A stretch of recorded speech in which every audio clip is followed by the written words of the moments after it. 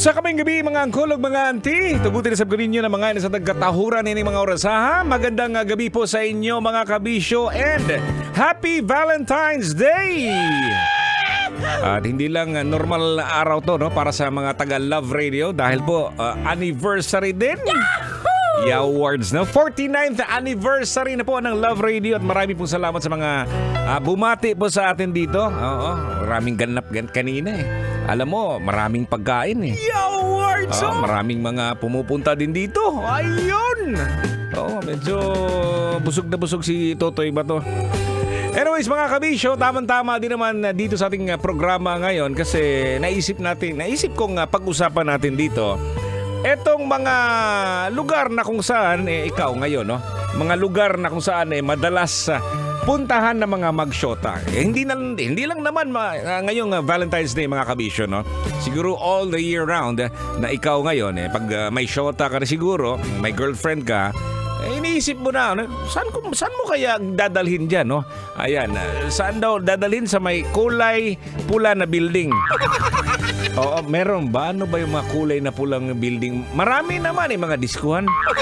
Oh, may mga ano tayo mga kabisyo, no? Yung lugar na sa pagdi-date ay maaring mag-iba sa depende yan sa individual na kasama mo. May mga individual na gustong maiingay. Mga individual na gustong tahimik. Individual na gustong puntahan yung mga lugar na kung saan nature ang gusto nila. Yung iba rin naman gusto sa bundok, yung iba gusto sa dagat, no?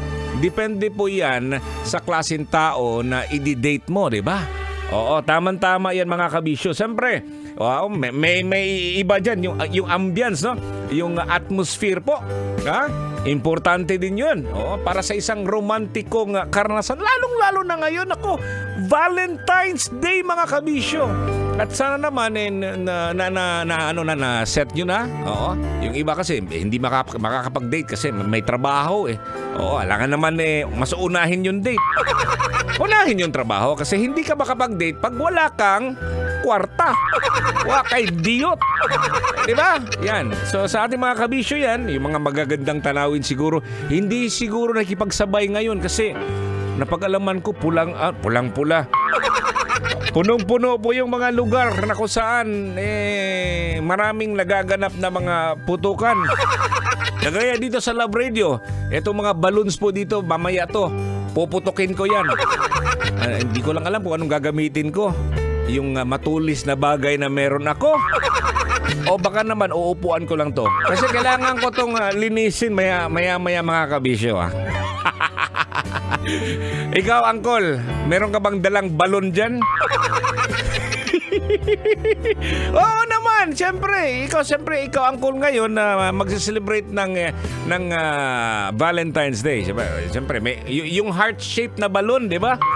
Ayan, dala-dala mo yan, kasama yan sa bulaklak at yung tsokolate mo rin. Grabe naman, no?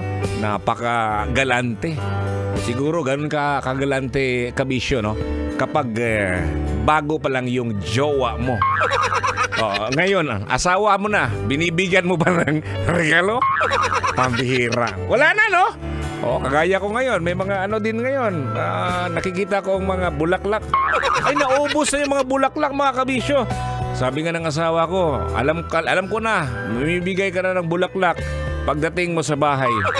Ngayong araw kasi anniversary nga ng Love Radio, pambihira naman. Anyways, welcome once again sa ating programa, Totoy na Love. Ako po si Totoy Bato. Maraming salamat kabisyo sa iyong pagsubaybay sa ating programa. Nasa lansangan ka ngayon. At ang mga driver dyan, mga pasahero din. Siyempre security guard, alams ko na ikaw laging nakatutoy dito sa ating programa. Maayong gabi ang inyong halandon nga kauban. Sige sa inyong biyahe. Ako po si Totoy Bato. Talaga naman basic na yan po ha. Pag nasa biyahe, Totoy na Love. Yun! Kailangan pa bang i-memorize yan? Love Radio Basic!